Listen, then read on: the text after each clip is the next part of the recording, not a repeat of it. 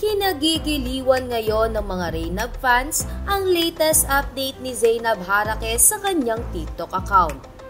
Sa video kasing ibinahagi ni Zainab ay makikitang nasa airport na ito at hinahatid na ni Ray Parks. Pauwi na kasi si Zainab Harakeh ng Pilipinas upang magbalik trabaho at makasamang muli ang kanyang mga anak na sina Lucas at Bia.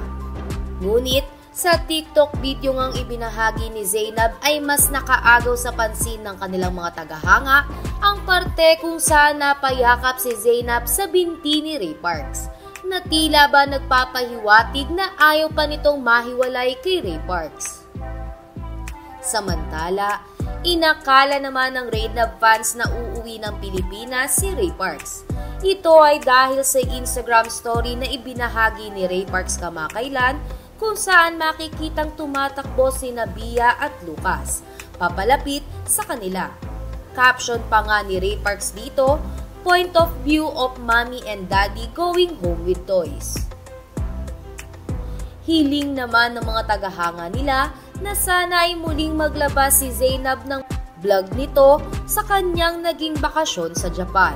Nang sa gayon ay mapakilig muli sila ng mga ito dahil matagal-tagal na rin nang napanood nila ang mga ito na magkasama sa iisang vlog.